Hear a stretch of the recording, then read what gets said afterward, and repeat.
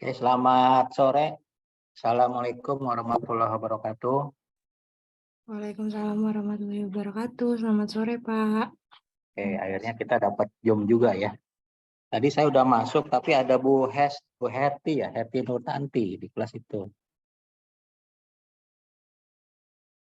Oke, kelas yang hari Selasa itu udah saya infokan kalau nanti kita kuliah masih ada satu kali lagi, ya, satu kali lagi. Benar nggak satu kali lagi? Ya, kita isi dengan soal isai, soal-soal yang pernah saya kuliahkan. Ya, nanti materinya akan saya berikan. Kemudian nanti kan kita ujian tanggal 16 ya.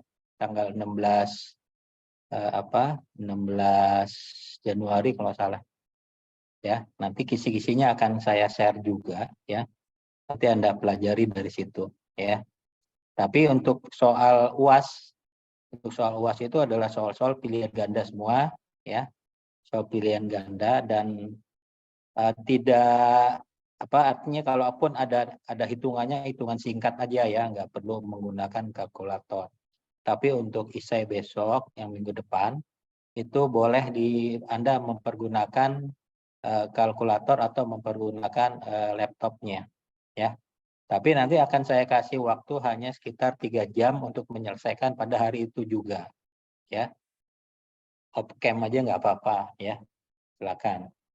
Oke, kita tuntaskan aja untuk materi kinetika kimia pada sore hari ini.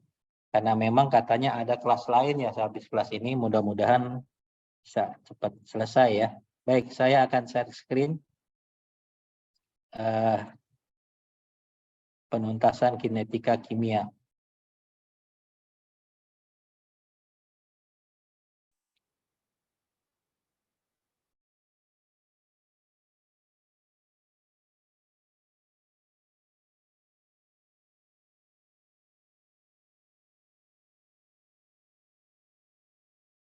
Oke, kita lihat bab terakhir ya.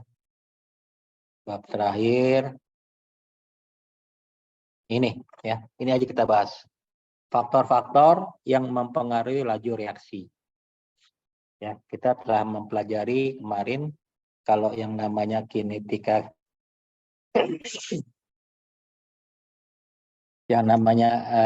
kinetika kimia itu adalah reaksi ya, reaksi-reaksi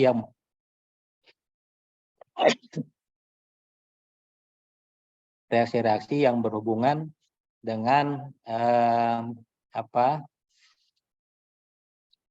orde 1, orde 0, orde 1 dan orde 2. Nah, faktor-faktor apa saja yang mempengaruhi laju reaksi? Kita tahu bahwa yang pertama itu tentu adalah konsentrasi ya. Nah, konsentrasi ini maksudnya kadar ya. Kadar tentu mempengaruhi faktor-faktor laju reaksi. Konsentrasi telah diuraikan dalam teori tumbukan bahwa perubahan jumlah molekul reaksi itu dapat berpengaruh pada laju dari suatu reaksi. Kita telah mengetahui bahwa jumlah mol spesifik zat terlarut dalam 1 liter larutan dinamakan konsentrasi molar. Bila konsentrasi reaksi diperbesar dalam suatu reaksi, berarti kerapatannya tentu akan bertambah dan ini akan menyebabkan kemungkinan tabrakan ya, kemungkinan banyak sekali tabrakan. Sehingga kalau terjadi tabrakan, dia akan mempercepat laju reaksi. Ya, semakin tinggi kadar konsentrasi, maka dia akan mempercepat laju reaksi. Itu yang pertama adalah konsentrasi. Yang kedua adalah luas permukaan sentuhan. Luas permukaan, ya, artinya luas permukaan aja deh. Kalau yang namanya luas permukaan, ya, kalau kita lihat kubus ya, kubus itu kalau kita anggap sisinya 1 cm, ya, kubus kan ada 6 sisi ya. kubus itu ada 6 sisi. Kalau dia masing-masing sisinya 1 cm dan kubus mempunyai 6 permukaan, maka masing-masing permukaannya luasnya adalah 1 cm kuadrat. Ya, 1 cm kuadrat. Itu luas permukaan. Jadi kalau dia ada 6 permukaan, maka luasnya adalah 6 cm kuadrat. Karena dia kubus itu ada 6 sisi. Atas, bawah, depan, belakang, kanan, kiri. Ya. Nah, kalau kita ditanya berapa volume kubus, maka volume kubus adalah panjang kali lebar kali tinggi, atau sisi kali sisi kali sisi. Nilainya adalah 1 cm kubik. Ya. Jadi kubus tadi mempunyai volume 1 cm kubik. Dengan luas permukaan adalah 6 cm kuadrat. Kalau kubus tadi kita belah menjadi 2, ya kita belah menjadi 2, kubusnya kita belah menjadi 2, maka dia akan menjadi 2 bagian. 2 bagian yang masing-masing mempunyai permukaan 6, ya. Mempunyai permukaan 6, ya. Sehingga kalau sudah dipecah menjadi 2, luas permukaan kubus tadi adalah 2 dikali 1 kali 1 plus 4 kali 0,5 kali 1, 4 cm kuadrat. Sehingga kalau 2 kubus dipecah, ya, kalau hasil luas 2 kubus, hasil pecahan tadi adalah 8 cm kuadrat. Ya. Maka artinya apa? Apa yang dapat disimpulkan? Bahwa semakin kecil suatu partikel, maka luas permukaannya akan semakin bertambah. Contoh, misalkan larutan gula batu, ya. Gula batu Anda tahu kan, yang biasanya gula batu untuk bikin teh, ya, dimasukkan ke misalnya 1 gram saja deh, 1 gram gula batu dimasukkan ke dalam air hangat, air teh. Anda masukkan juga di gelas yang satunya 1 gram air, 1 gram gula kristal. 1 gram gula kristal. Mana yang cepat larut? Yang cepat larut yang mana? Gula batu atau gula kristal? Gula kristal, Pak. Gula kristal. Kenapa gula kristal? Kenapa gula kristal cepat larut? Karena partikelnya lebih kecil, jadi cepat larut. Karena walaupun sama-sama beratnya 1 gram, gula batu 1 gram, gula kristal 1 gram, ya sama, materinya sama, ya, sama-sama 1 gram. Nah, luas permukaan dari gula kristal tadi ternyata lebih besar dari gula batu, ya. Itulah sebabnya maka luas permukaan sentuh dari gula kristal lebih besar. Itu artinya si pereaksi tadi akan lebih mudah larut dengan serbuk-serbuk atau partikel-partikel yang memang lebih kecil. Ya. Nah, ini di musim hujan nih, ya. Anda tahu kan musim hujan sekarang, kemarin pada waktu akhir tahun, ya, katanya Jakarta akan kena badai, ya, akan terjadi hujan besar. Nah, itu dari Lembaga Meteorologi Geofisika itu rupanya telah melakukan pekerjaannya, ya, telah melakukan modifikasi.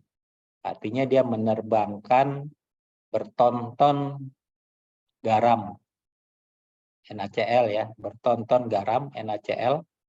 Nah, garam itu bukan seperti pikiran yang kita pernah lihat, ya, atau garam seperti garam dapur yang kristal-kristal seperti itu, ya, atau garam yang ada di meja untuk penyedap, ya. Memang sama-sama garam tapi NaCl. Nah, garamnya garam khusus yang dibuat dengan pengolahan khusus. Garamnya itu dibuat dalam bentuk mikron. Ya, kalau nggak salah, dia buat dalam bentuk 8 mikron. Sangat halus sekali. Nah, sekali terbang itu katanya dia membawa 8 ton. 8 ton garam dia tebar di awan yang akan menimbulkan hujan besar. Ya. Nah, awan itu akan ditiup oleh angin dan dia dibawa ke tengah laut. Nah, barulah ditebarin garam. Ya. Garam sehingga hujannya itu akan terjadi di laut, tidak terjadi di perkotaan. Ya. Nah, kenapa harus dibuat halus? Karena memang lebih mudah bereaksi dengan permukaan-permukaan yang sangat halus tadi. Itu contoh kecil ya. Yang pertama konsentrasi, yang kedua adalah luas permukaan, dan yang ketiga adalah suhu. Suhu ya. Umumnya kalau suhu itu selalu hubungannya dengan mempercepat atau memperlambat suhu. Dia dikatakan mempercepat apabila suhunya naik. Dia akan memperlambat reaksi kalau suhunya turun. Oke ya, ini jadi gampang diingat. Contoh, kalau Anda ingin mengawetkan makanan, ya, mengawetkan makanan atau minuman, tentu Anda akan berpikiran bahwa makanan minuman tadi harus diusahakan suhunya turun. Ya.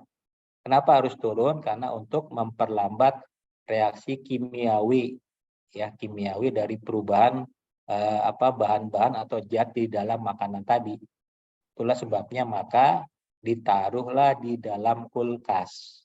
Kalau ditaruh dalam kulkas, maka suhunya turun dan terjadinya perubahan kimia akibat suhu akan semakin lambat. Ya. Tuh ya. Kalau Anda letakkan makanan di ruang terbuka atau di suhu kamar, biasanya pagi-pagi sudah akan basi. Tapi kalau makanannya Anda taruh di kulkas, pagi-pagi Anda masih bisa makan. Ya, itu ya. Kalau suhunya dinaikkan, maka dia akan cepat naik ya. Reaksi energinya, energi kinetiknya akan naik, sehingga terjadilah reaksi-reaksi yang menyebabkan semakin cepat rusak zat-zat tersebut. Oke. Umumnya kenaikan suhu itu sebesar 10 derajat Celcius menyebabkan kenaikan laju reaksi sebesar 2-3 kali. Jadi setiap ada kenaikan 10 derajat, reaksinya naik lebih cepat, 3 kali. Kenaikan laju reaksi ini dapat dijelaskan dari gerak molekulnya. Molekul-molekul dalam suatu zat kimia selalu bergerak-gerak, oleh karena itu kemungkinan terjadi tabrakan antar molekul yang ada. Tetapi tabrakan itu belum berdampak apa-apa bila energi yang dimiliki oleh molekul-molekul itu tidak cukup untuk menghasilkan tabrakan yang efektif. Kita telah tahu bahwa energi yang diperlukan untuk menghasilkan tabrakan yang efektif atau untuk menghasilkan suatu reaksi disebut energi pengaktifan atau namanya energi aktivasi. Ya. Oke, kita lihat berikutnya. Nah, ini ya. Nah, ini adalah energi aktivasi disimbolkan dengan nilai K. Ya, K itu adalah suatu konstanta laju spesifik. A adalah ketetapan atau faktor frekuensi. E ya, E ini epsilon ya, pangkat minus E per RT. E-nya itu adalah energi aktivasi. E-nya itu adalah energi aktivasi. R-nya itu adalah konstanta gas ya. T-nya itu suhu mutlak dalam satuan Kelvin. Ya. Suhu mutlak dalam satuan Kelvin. Sehingga ini kalau kita kalau kita logaritma ya, kita beri nilai logaritma, maka akan menjadi log K ya. Log K sama dengan log A per 2,303 minus EA kali 1 per RT ya, 1 per RT.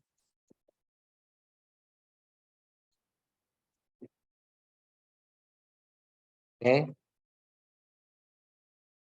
Energi kinetik molekul-molekul tidak sama. Ada yang besar, ada yang kecil. Oleh karena itu, pada suhu tertentu ada molekul-molekul yang bertabrakan secara efektif dan ada yang bertabrakan secara tidak efektif. Maka dengan perkataan lain, ada tabrakan yang menghasilkan reaksi kimia, ada juga tabrakan yang tidak menghasilkan reaksi kimia. Ya, jadi tidak semua tabrakan itu akan menghasilkan reaksi kimia. Kemudian meningkatkan suhu reaksi artinya menambahkan energi, ya. Jadi kalau kita meningkatkan suhu berarti energi kita bertambah. Energi diserap oleh molekul-molekul sehingga energi kinetik molekul menjadi lebih besar. Akibatnya molekul-molekul bergerak lebih cepat dan tabrakan dengan dampak benturan yang lebih besar makin sering terjadi.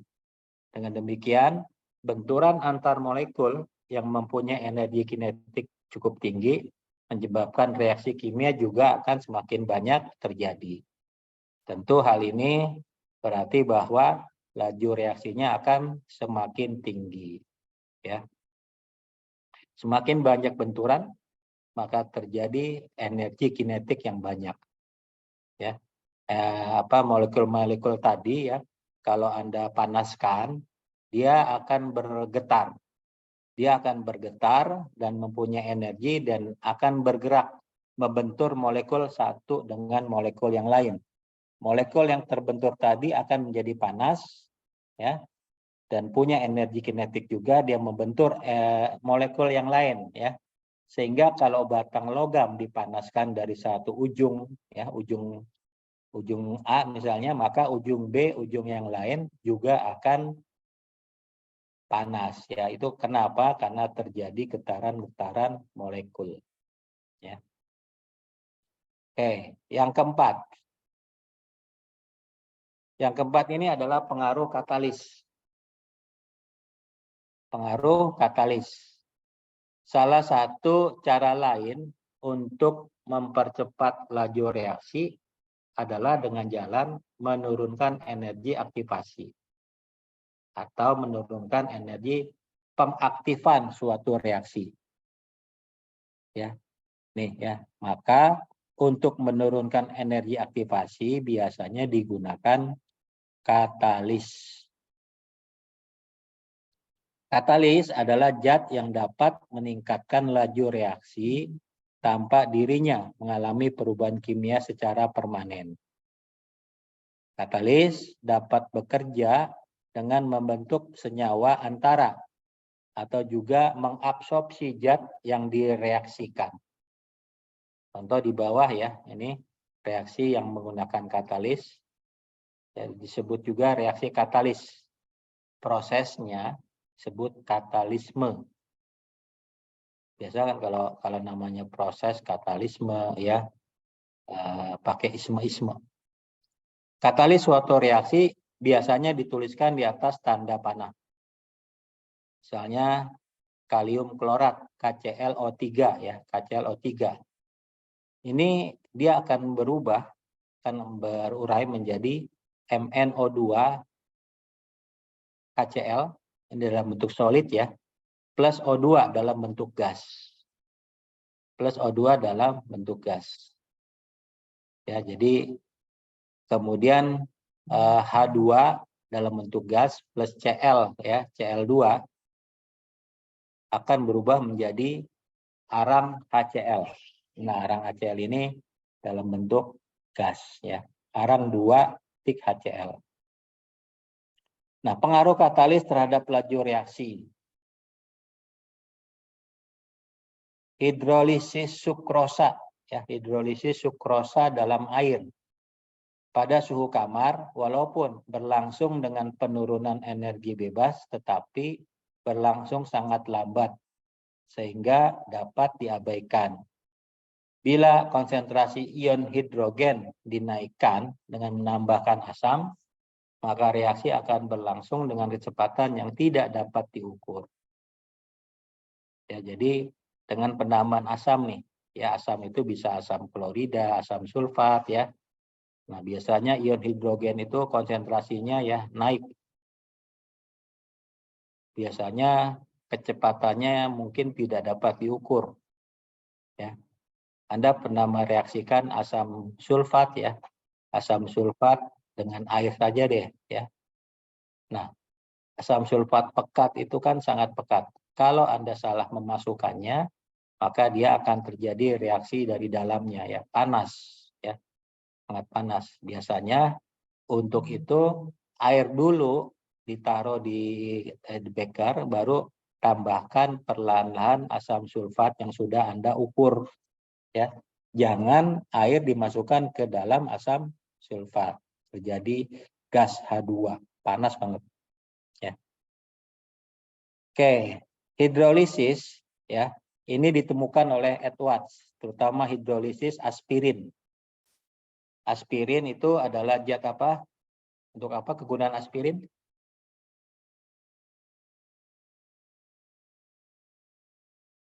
Aspirin gunanya apa? Analgetik, Antipiretik.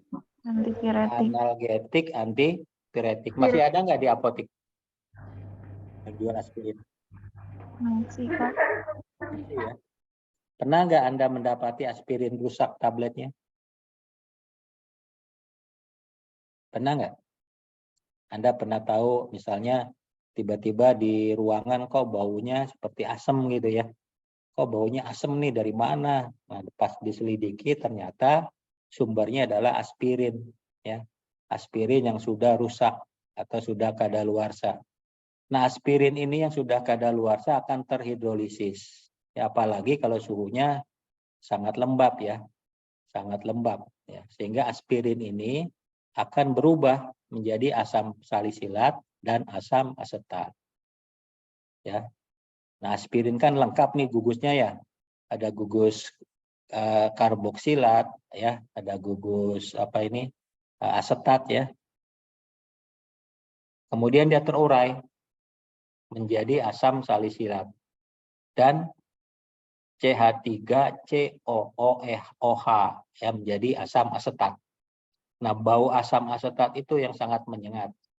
Kemudian tabletnya tadi akan seperti jarum-jarum, ya, jarum-jarum mengkilat karena ada asam salisilatnya. Apa efeknya kalau misalnya aspirin yang sudah rusak tadi tetap diminum? Misalnya dia nggak tahu nih kalau aspirinnya rusak, minum aja, apa efeknya?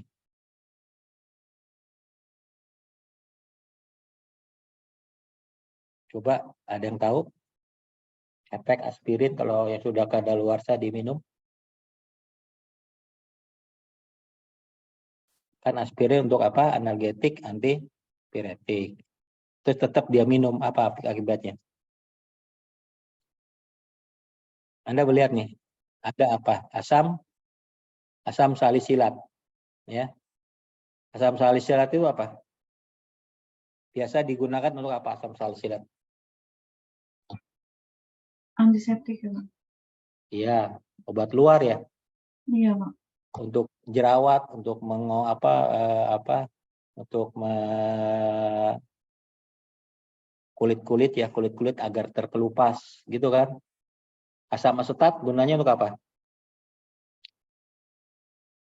Ya, biasanya kalau yang suka makan bakso tuh, Cuka, Pak. iya, cuka, ya, cuka ada yang cuka pekat, cuka untuk meja ada, ya.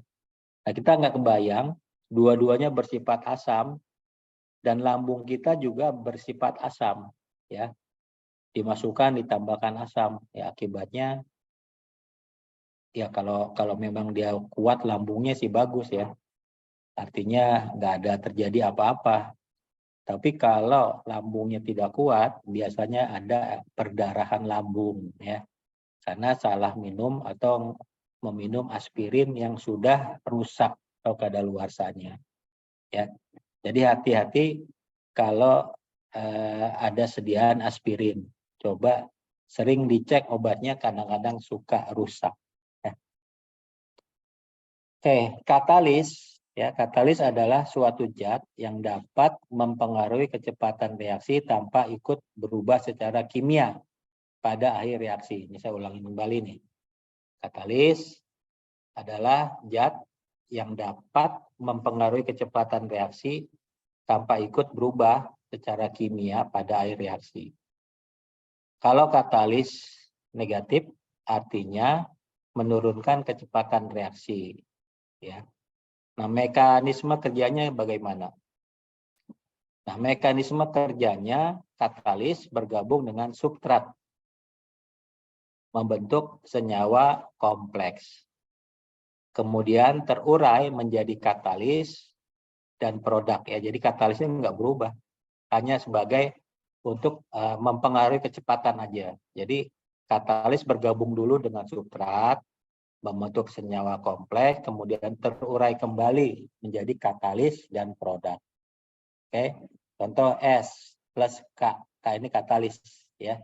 Substrat plus katalis gabung dia menjadi senyawa substrat katalis gabungan. Ya.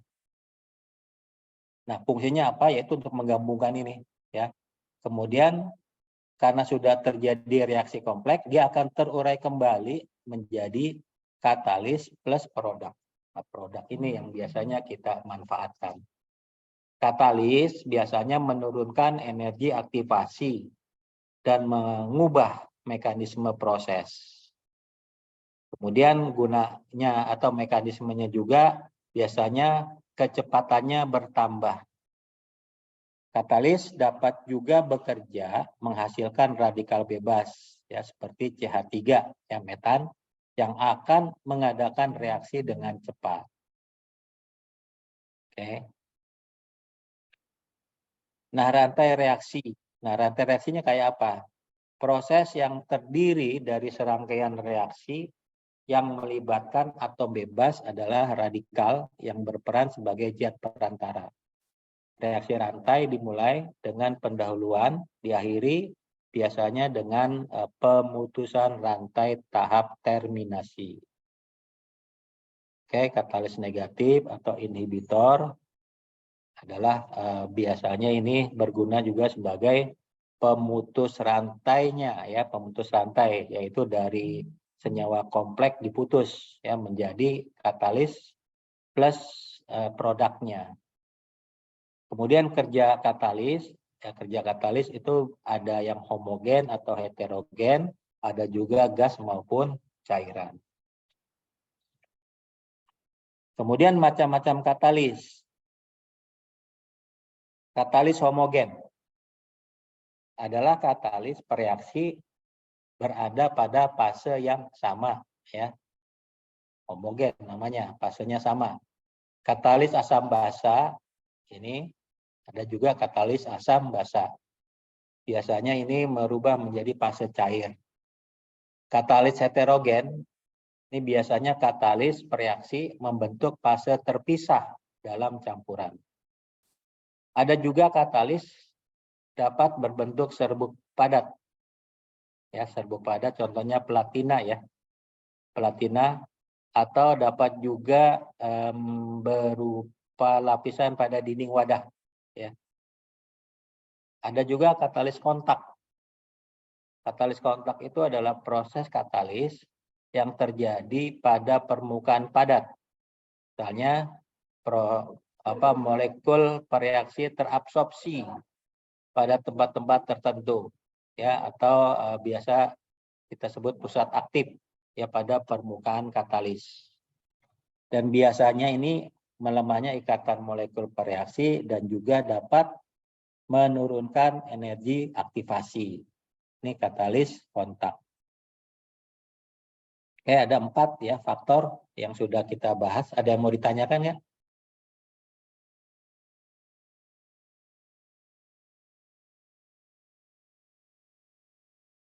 Oke, lanjut ya. Yang kelima, cahaya nih ya. Reaksi-reaksi dari kinetika kimia dipengaruhi oleh faktor cahaya. Contoh simpel atau contoh sederhana saja, kalau kita menyimpan obat-obatan langsung dikena cahaya matahari, bagaimana obat tersebut? Ya, biasanya obat tersebut akan cepat rusak atau terurai secara kimia maupun fisika. Ya, Anda kalau perhatikan kalau di apotik mungkin baik ya penyimpanannya ya. Apotik, toko obat mungkin masih baik. Tapi ada beberapa yang kelontong obat ya, Anda perhatikan aja deh. Misalnya kalau kita sering ke daerah Jatinegara gitu kan, itu banyak penjual obat tuh di kaki lima. Ya, dia terkena panas matahari, obat-obatnya terkena panas matahari ya.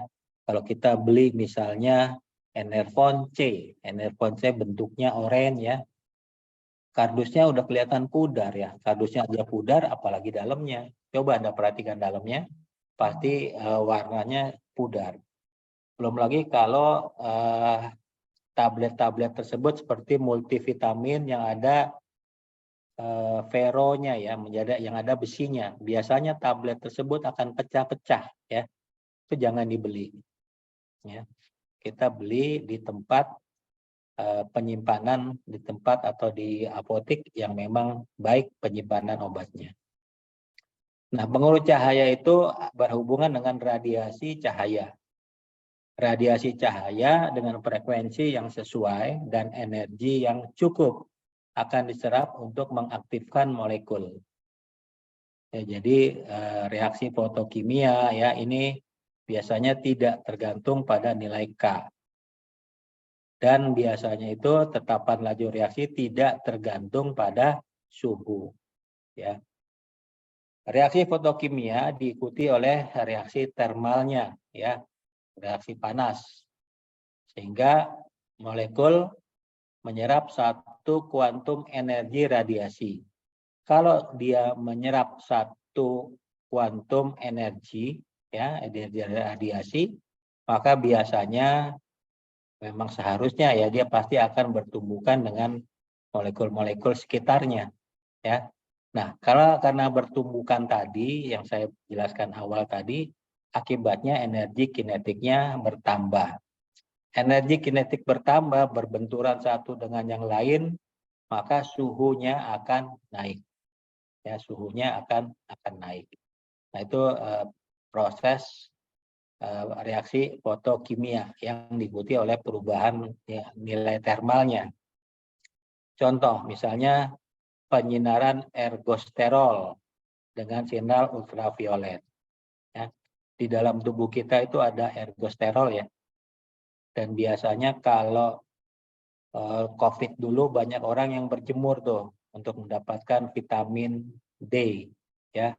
Daripada beli obat, lebih baik kita berjemur aja di jam-jam tertentu. Di jam 9 sampai jam 10 katanya ya. Itu baik atau bagus, atau jam 8 sampai jam 9 boleh ya, nggak terlalu panas. Dan itu merubah zat ergosterol kita merubah menjadi vitamin D ya. Jadi orang petani itu ya coba perhatikan kuat-kuat ya. Karena di tubuhnya itu banyak sekali mengandung vitamin D. Ya kalau Anda pekerja itu biasanya berangkat pagi nggak kena matahari, kemudian masuk di kantor tidak kena matahari, ya baru pulang nanti malam. Ya coba Anda perhatikan, apakah Anda itu terkena matahari, ya terkena sinar matahari pagi terutama? Biasanya enggak. Kalau saya lakukan data statistik, pasti kamu yang mendapatkan sinar matahari langsung di pagi hari itu sedikit sekali. Ya memang, kecuali memang berangkatnya jam-jam segitu ya. Tapi biasanya masuk jam 7 pagi, udah masuk, jam 5 sore, baru pulang. Ya gitu, sama seperti saya juga. Dan biasanya orang kita-kita ini mukanya pada pucat. Ya, mukanya pada pucat, mukanya kelihatannya kurang segar ya. Dibanding dengan coba orang-orang yang bekerja di sawah ya, orang bekerja di lapangan, itu kuat-kuat mereka karena banyak sekali vitamin D. Ya. Kemudian pemucatan tablet dan cairan karena cahaya matahari. Ya. Ini adalah penguraian kimiawi. Akibatnya ada nanti terjadi hidrolisis, oksidasi, polimerisasi, dekarboksilasi, isomerisasi, ya. Kemudian absorpsi CO2 dan lain-lain, ya. Absorpsi CO2 dan lain-lain. Nah, hidrolisis dan oksidasi itu dapat terjadi biasanya pada waktu yang sama. Ya, kalau ada hidrolisis, ada oksidasi. Oke. Pengaruh cahaya yang kelima. Nah, di pengaruh cahaya tadi ada hidrolisis ya, kita bahas. Hidrolisis.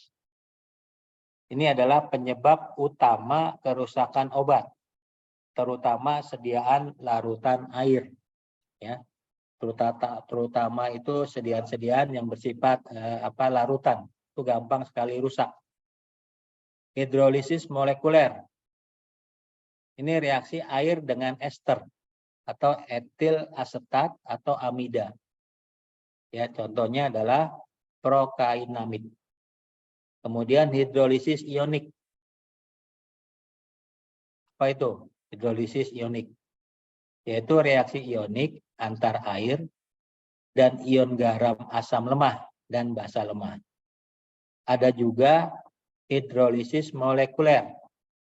Lebih lambat daripada hidrolisis ionik. Ya.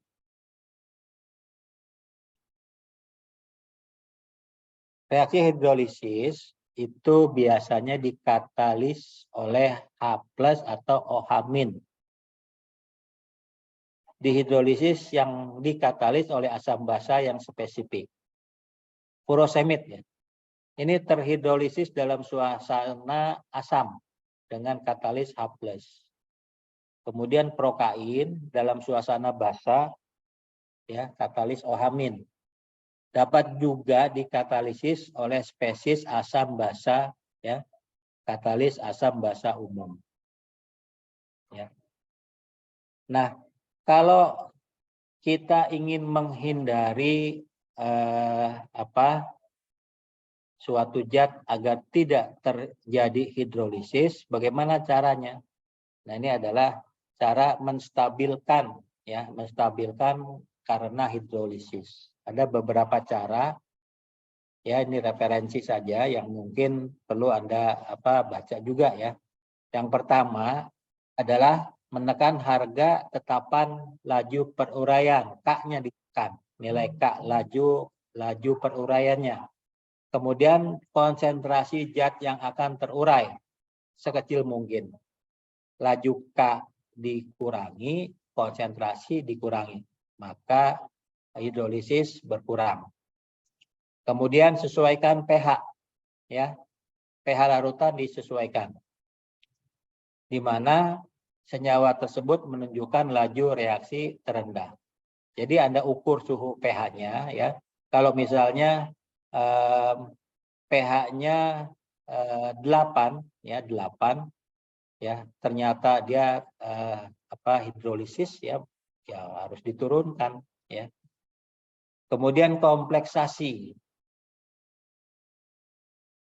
yaitu kalau terjadi kompleksasi karena karena penambahan katalis tadi, yaitu dengan menambah yang dapat membentuk kompleks larutan dalam air sehingga menurunkan laju reaksi. Misalnya benzokain plus kofein, ya.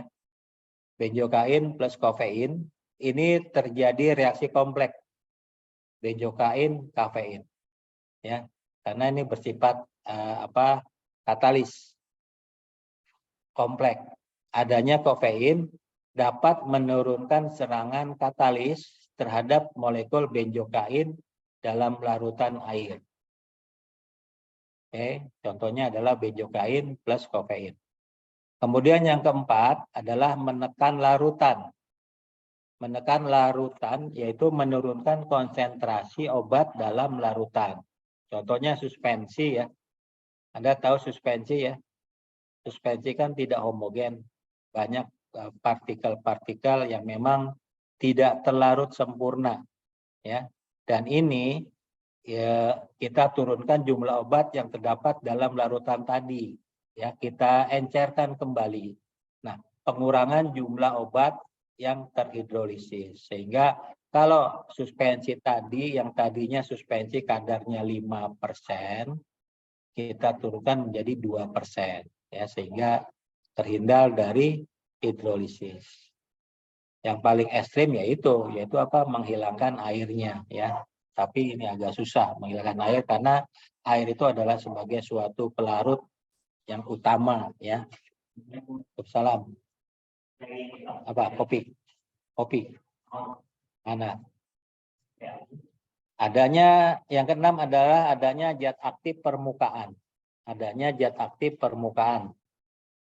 Terutama jika berada di atas CMC, ya. Ini CMC bukan karboksimetil selulosa, tapi titik kritis, ya,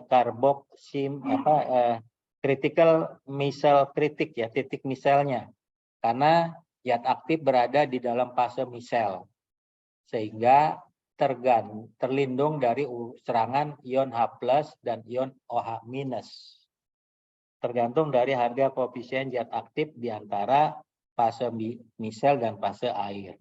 Jadi yang keenam untuk berusaha menstabilkan dari hidrolisis yaitu dengan memperhatikan titik CMC-nya, critical misel, ya, kritik, ya.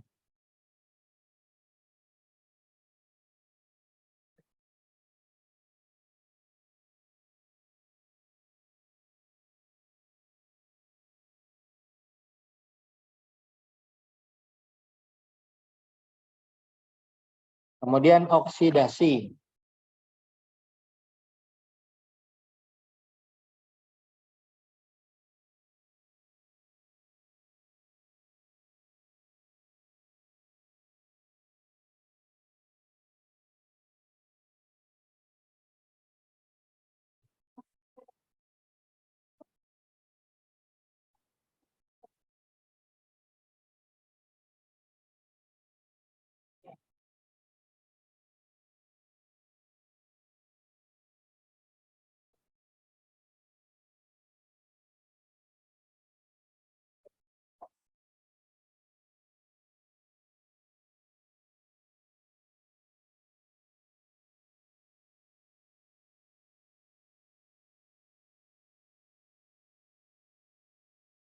Oke, oksidasi, ya.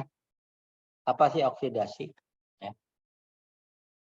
Adalah pelepasan suatu elektron dari suatu molekul atau lepasnya ion hidrogen. Sering disebut hidrogenasi.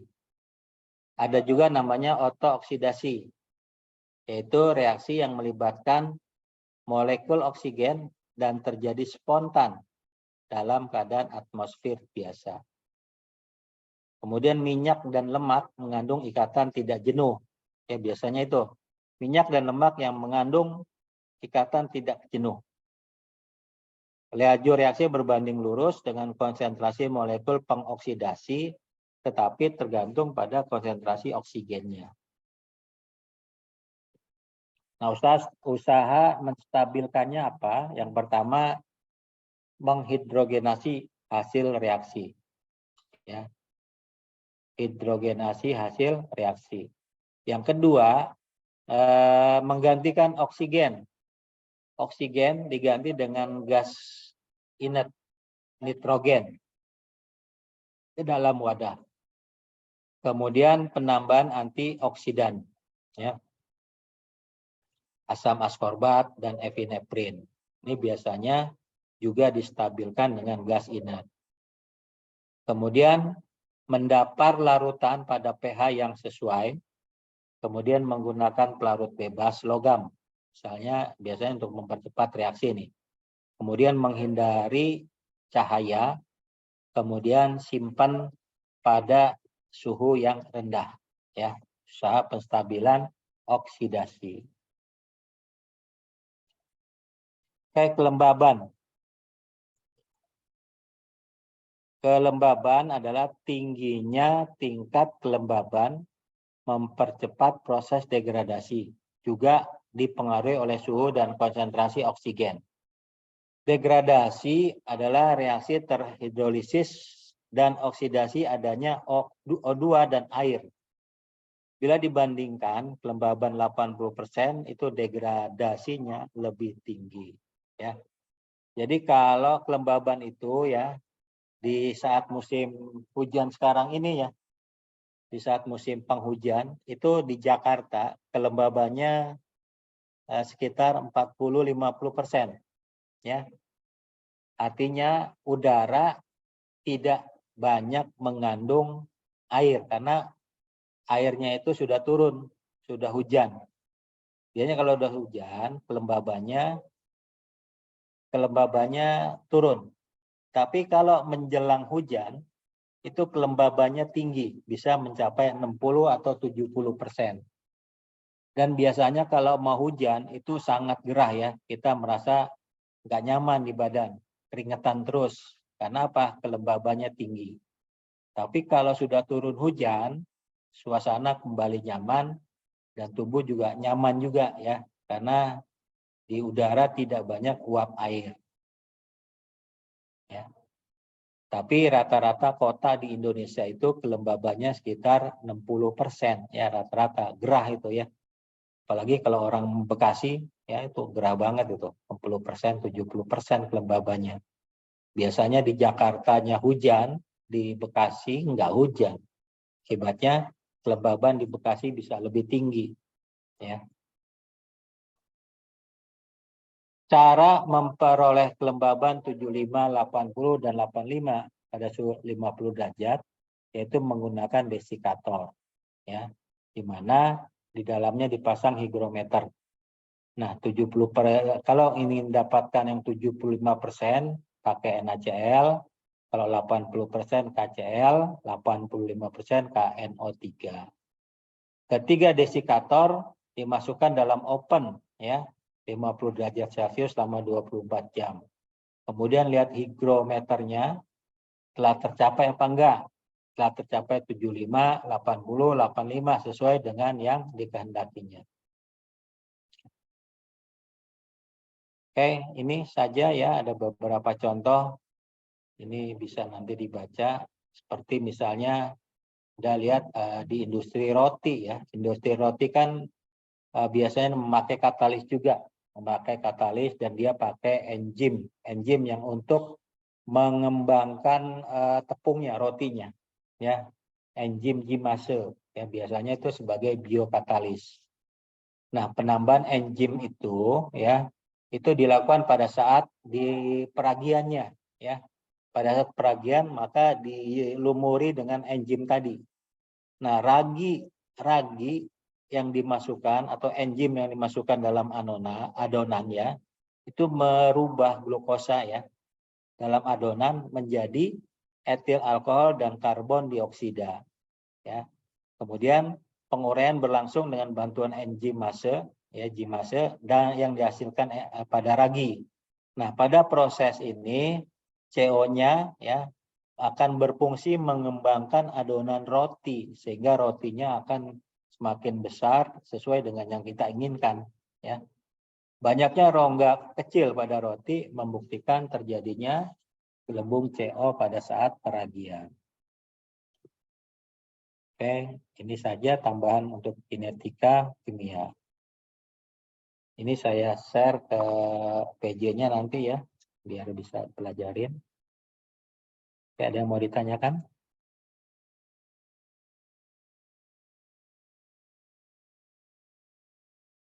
Saya absen ya.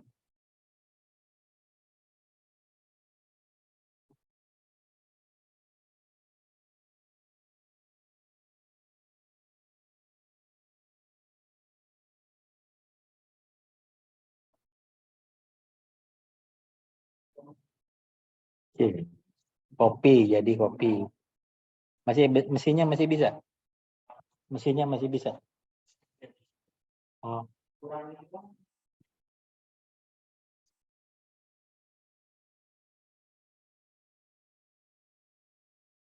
Oke, saya absen ya, yang A dulu nih.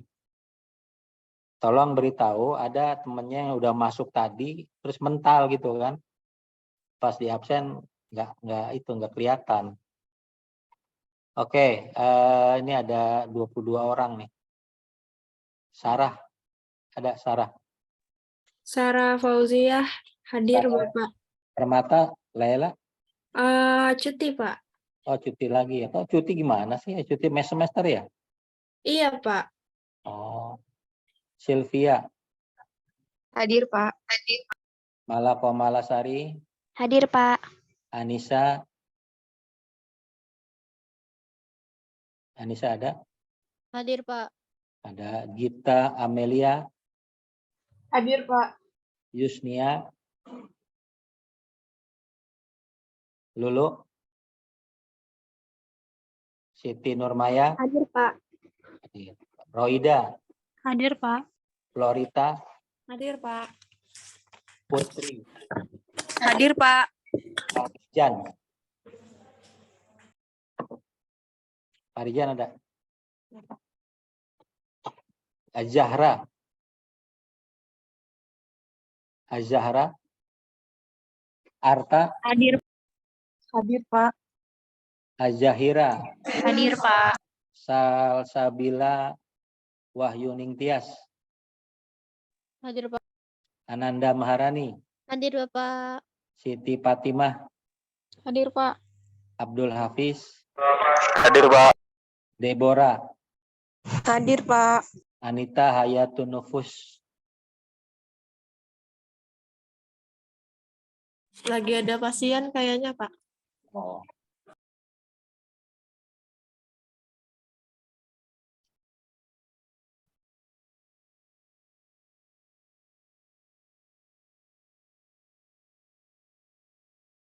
Oke, lanjut ya kalau kelas B.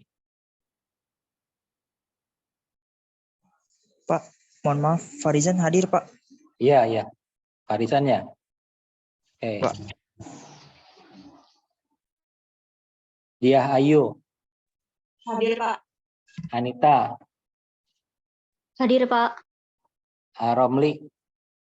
Hadir, Pak. Yulita. Lagi di Yulita. jalan. Ya. Lagi di jalan. Oh, lagi di jalan. Mana nih? Saya nggak masalah ya walaupun kamu di jalan, tapi nanti ujian bisa ya. Ravelina. Hadir Pak. Septi. Hadir Pak. Ayo dia. Hadir Pak. Ananda. Hadir Pak. Sri Amalia. Hadir, Pak. Iskandar Hakim. Hadir, Pak. Nia Febriana. Hadir Pak. Mutiara Andini. Hadir Pak. Nia Mulyani. Hadir Pak. Septia Wafa. Hadir Pak. Indah Oktavia. Hadir Pak. Teguh Setiawan. Hadir, Pak. Siti Azkia. Hadir Pak. Hilmi Aulia. Selina. Hadir, Pak. Silvi Nuraini. Hadir Bapak. Oke. Oke ya, jadi minggu depan di jam yang sama seperti ini. Atau nanti kalau saya nggak rapat, kita mulai jam 1 aja. Ya. Nanti saya kasih soal, Anda silakan tugas kerjainkan sendiri. Ya. Boleh open book. Nanti minggu depannya atau tanggal 16 ya kita ujian fisika farmasi.